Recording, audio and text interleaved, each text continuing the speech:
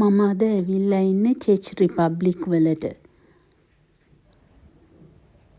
චෙච් republic වලට චෙකියා කියලාත් කියනවා. ඉස්සරම මේ රට හඳුන්වලා තියෙන්නේ බොහීමියා කියලා.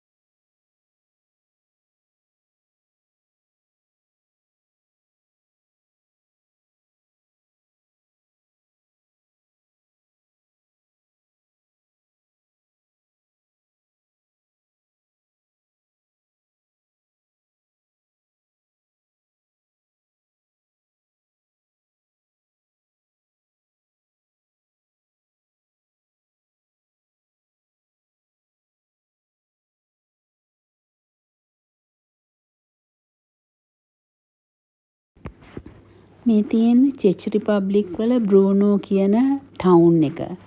මේක ඊටාම පරණ ටවුන් එකක්.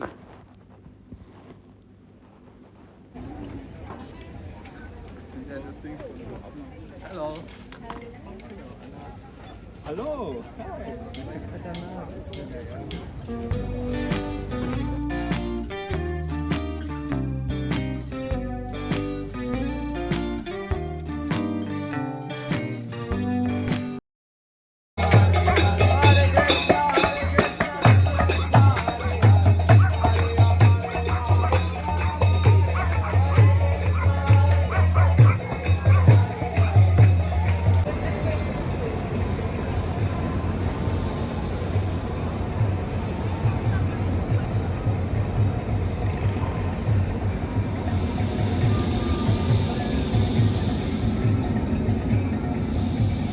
මේ ඔයගලන්ට පේන්නේ චෙච් රිපබ්ලික් වල ට්‍රෑම් සර්විස් එක.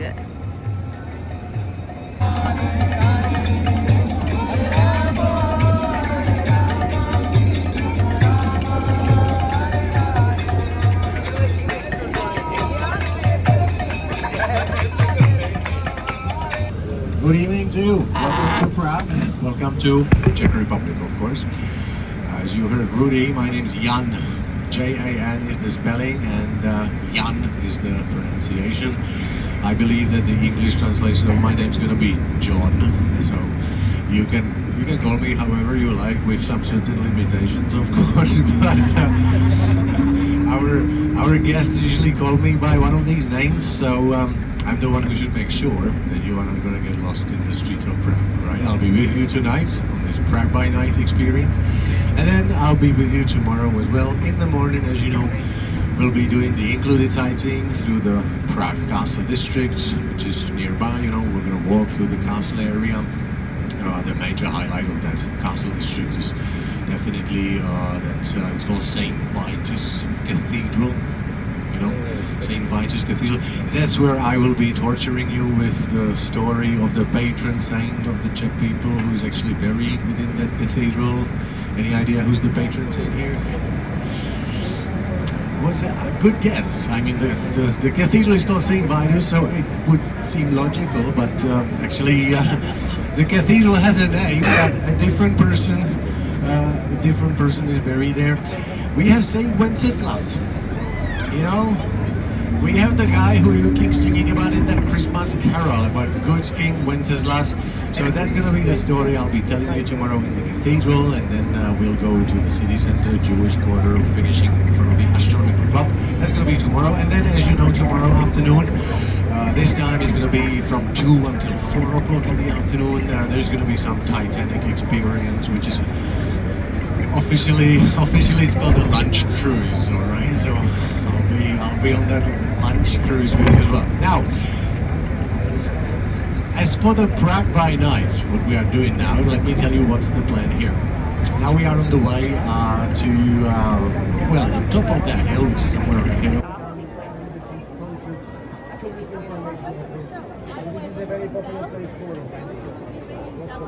The Czech Republic. It's a really nice and cozy place, so we'll take a really easy walk through that monastery all the way to the other side, because that's where we have one of the best viewpoints. So we're going to start with the classic panoramic view overlooking the entire city, and we go back to the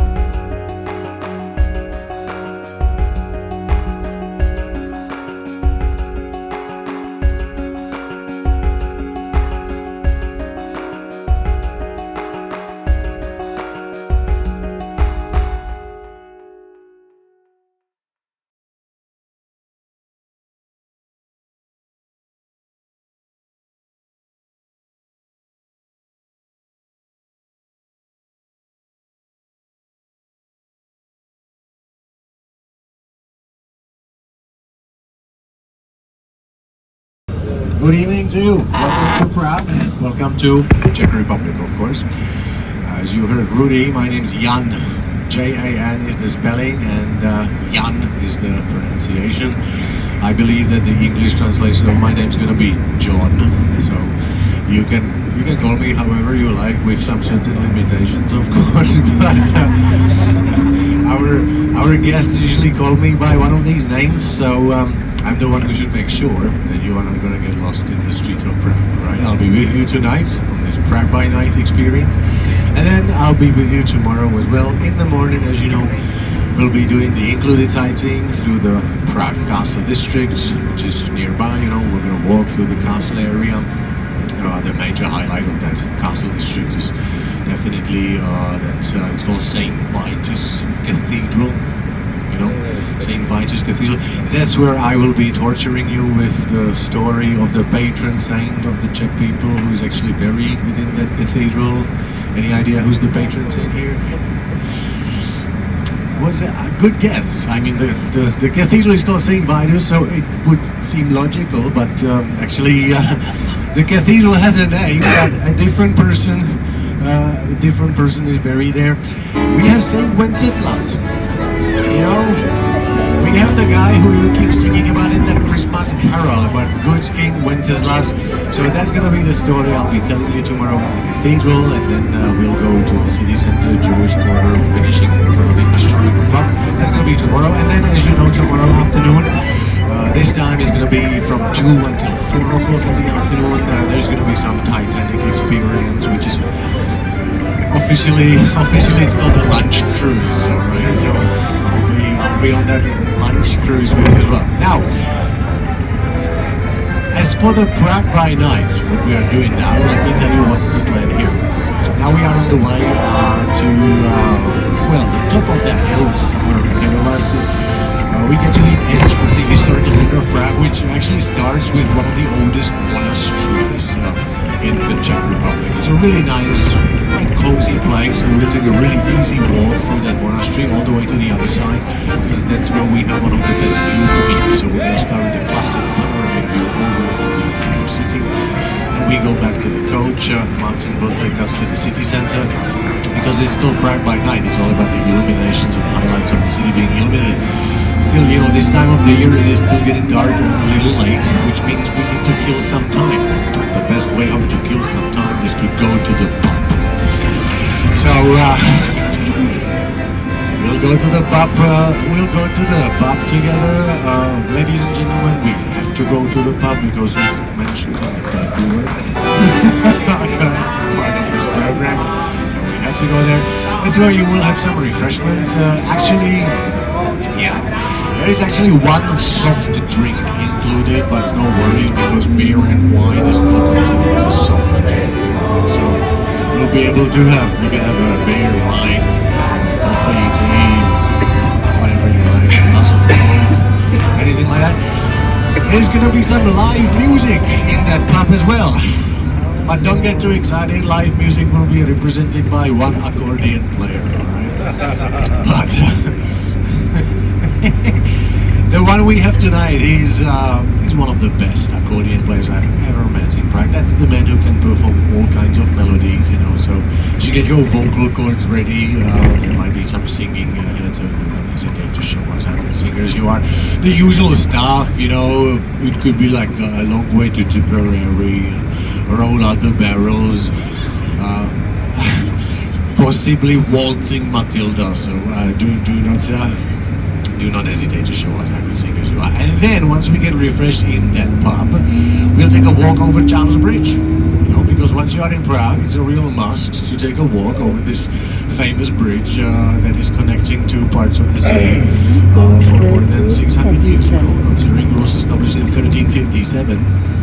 Then it's one of the oldest bridges of Europe, actually. So we're going to walk over Charles Bridge all the way to the other side of the river, and then there's something quite unique, because especially those of you sitting on the left side of the coach, you can see the tram line. We have trams here, so actually instead of walking around, getting tired, you know, using some boring minibus, we actually use a private tram. The be provided with a private tram ride. So we cross Charles Bridge, then we go to the nearest tram stop, hop on the private tram, and we'll take a ride along the embankment and then through some other highlights of the city, places that it's gonna tell you nothing, but Republic Square with the municipal house. We'll even go through the actual Wenceslas Square, which is obviously, the very center of the city, named after the patron saint. That's the place where we hold the celebrations and all the demonstrations, Actually, that's gonna be the story I'll tell you tomorrow. He was actually, I can tell you right away, he was actually a prince. He was just a prince. You keep singing Good King Wenceslas, but in fact, he was just a prince, which was the highest rank of a ruler of this territory back in 10th century. The story goes back to 10th century. What we'll be dealing with tomorrow.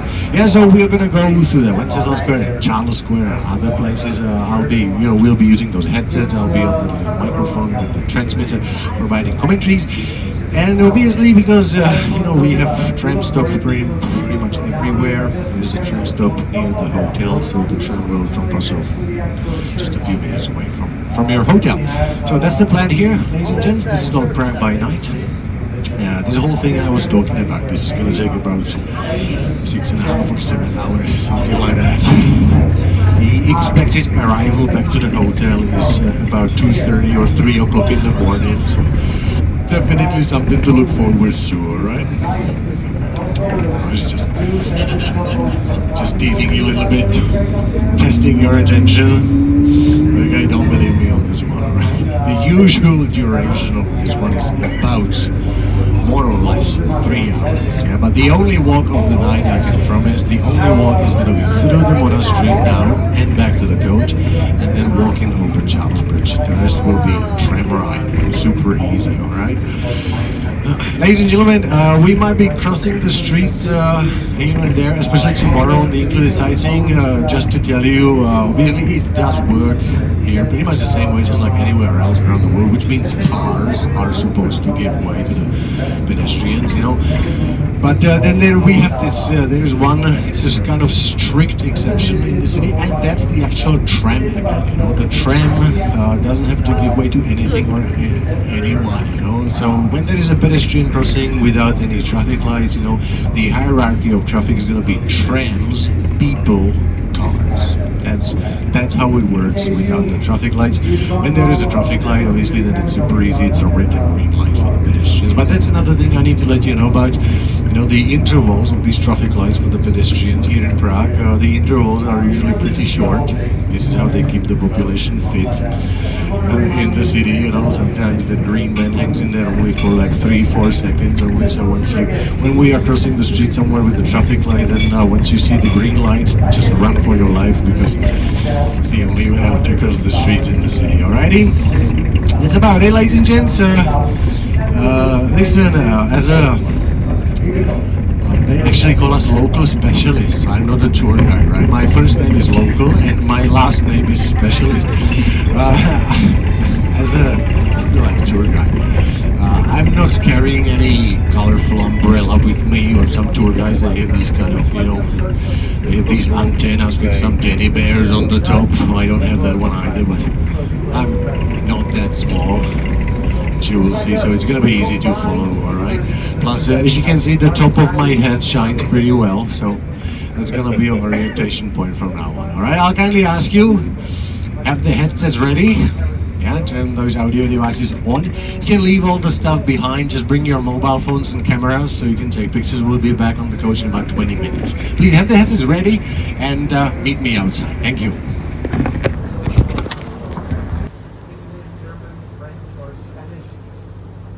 Second language is compulsory.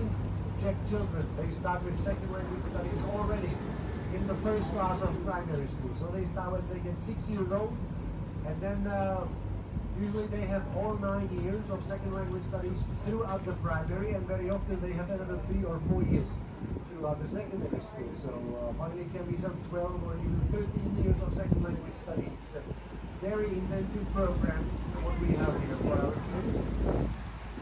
And this is going on since the early 90s, you know, so these days, you know, my generation of people or the younger ones, all the youngsters involved in all kinds of industry, they will always have some basics, and I'm completely wrong, but there will always be some certain knowledge of English or simply German. So in case you get lost in the streets of Prague and you decide to ask someone in the streets to figure out your next move, I suggest you ask some younger people there. You are the older ones, they won't be able to talk to you. They only have Flash. That's good luck. If you ask some younger people, they'll be able to talk to you because they already have English or German. So they'll be able to handle the conversation, alright? So this was just a quick rundown, do some frequently asked questions, and now get the cameras ready because this might be the last chance to see Charles Bridge, to take some final pictures. Unless you want to go there, you don't want to cruise, skip the church, go back to the hotel, you can always come back here, but you're going to miss the chance to the hotel, obviously.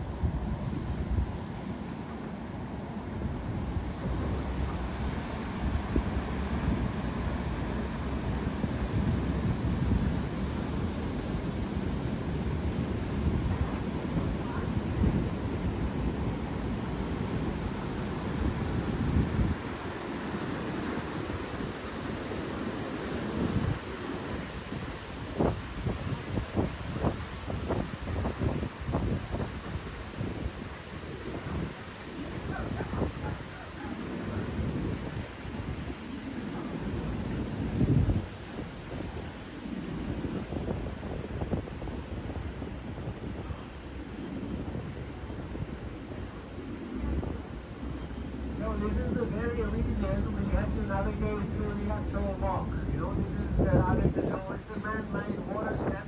This is helping us to regulate the water levels in cities, to protect the city from being flooded. But then, in order to keep the river navigable again, they have to make the system of these boat locks. So that's what we just did, you know.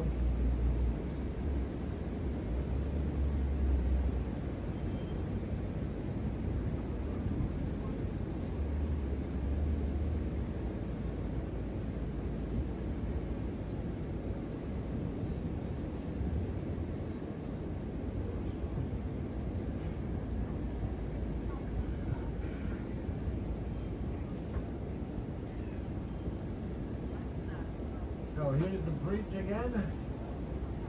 Told you the story last night, but to tell you the story from a slightly different point of view now, the very first bridge across this river was built already in the first half of 10th century. There was a very primitive, very narrow bridge.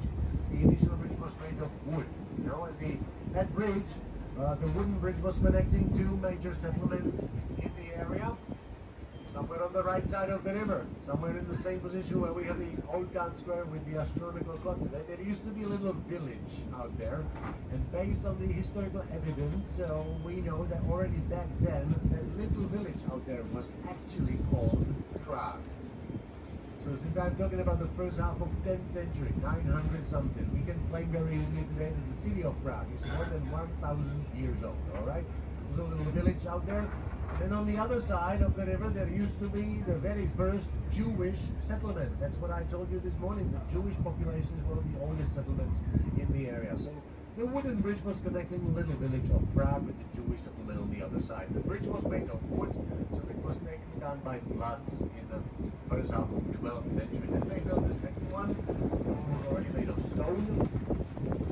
And that one was standing around in the half of the 14th century, you know, and then the second one was destroyed by floods again. And then that was already at the times of that Emperor Charles IV, who we were talking about this morning. So in the year 1357, told you last night, the first four odd numbers, that's what the number consists of. 1357, the emperor asked his court architect, you know, the German guy who was working on the St. Vitus Cathedral up there at the castle, he started working on this typical Gothic bridge, which is 500 meters long, 10 meters wide, supported by 15 pillars. Not going to be able to see all the pillars, especially on the left side of the river. Some of the pillars are hidden between trees and buildings, so you'll have to trust me this time. 15 pillars are supporting the bridge. And then, you know, 30 statues of patron saints were added to the bridge in the 17th, 18th, and 19th century.